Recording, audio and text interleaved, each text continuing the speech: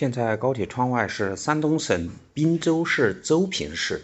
山东最不知名的地级市，我非常怀疑就是这个滨州，因为它旁边都是一些相对来说知名度要高很多的。一个济南，那肯定它没办法跟济南去抢名头。然后旁边是淄博，淄博原来的工业是非常知名的，只不过是最近这个几年下降了一些。而潍坊的潍坊风筝节又再一次让滨州确实没得办法跟人家抢风头。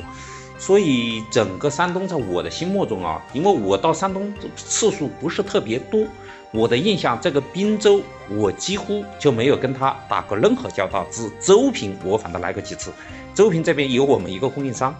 但是呢，这个滨州应该是现在山东啊工业比较好的一个城市。其实你从这个窗外的这个景色也能看出来，最起码它有很多工厂就在这个马路边上。而我主要是在邹平，而邹平呢，去年是77万人口，就是2022年77万人口，664亿的 GDP， 人均8点几万。有些时候这个 GDP 确实跟老百姓的收入关联度不是特别大，但是 GDP 高的地方肯定是就业更好。所以我们来看这个邹平市，还是有一种感觉，什么感觉？就是这个地方的人应该本地留不住。很简单，就是它的 GDP 还没有高，我总感觉啊 ，GDP 最起码要到人均12、3万的情况下，它才能有外来人口。就是你 GDP 如果到不了这个12、3万，那人口肯定是流出。这个东西真的是没有办法，特别是那一种小企业如果活跃，那 GDP 到13、14万的话，那个地方的经济就会非常繁荣。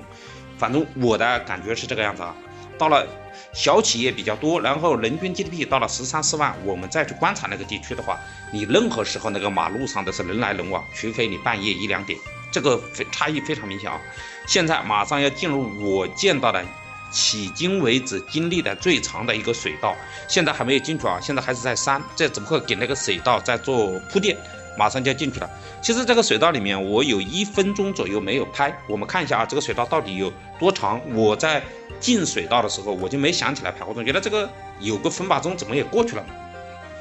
现在我们来见识一下，因为我停了有1分钟，停了1分钟以后，我看这个水道还没有完，我才开始来拍的。作为一个在丘陵地带长大的人，水道对于我来说不陌生，特别是像我经常走镇江和南京之间来回跑，那镇江和南京之间的我没记错应该是5个水道，但是那5个水道加起来高铁都不用跑1分钟啊，5个水道都不用跑1分钟，都是100-200米的长度。而这个水道我怀疑啊，绝对不会低于5公里。就是现在就是邹平往章丘，就是邹平市滨州市邹平市往济南市章丘区中间的这个水道，我的感觉绝对不会低于5公里。正常情况下，高铁在水道里面的运行速度肯定不可能跟那个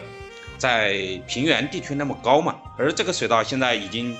我停了1分钟，然后在水道里面录视频的时间还有1分多钟，那这个水道就是高铁跑了2-3分钟。这个2-3分钟的话，按正常的速度就是1分钟4公里，那也跑了8-9公里。所以这个水道在我的心目中怎么也不会低于5公里啊！起码这个真的当时在拍的时候是给我一个，怎么还没到头？怎么还没到头？就是那种非常期盼它马上到头，但是一直都没到头的情况。那现在3分40秒，刚才进入的时候应该是2分钟多一点点吧，就是差不多2分多钟。然后过了这个水道，应该是进入了济南市，现在是济南的章丘区。章丘最知名的是铁锅，我不知道朋友们有没有去，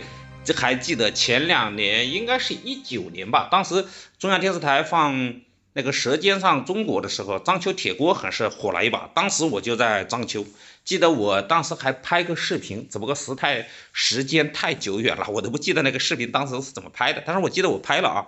啊，最起码要19或者2020年吧，时间太久远了，这个确实找不起来。那这个村庄，我一直都说这个村庄，我每一次到山东这边看见他们这个村庄的时候，就有一种这是那个部队里列阵的感觉，整整齐齐一模一样，全部就铺在那里，那一片黑压压的，很有威严感啊，很有威严感。这是章丘，下一段视频其实就是山东省会济南。跟南京那绝对是难兄难弟。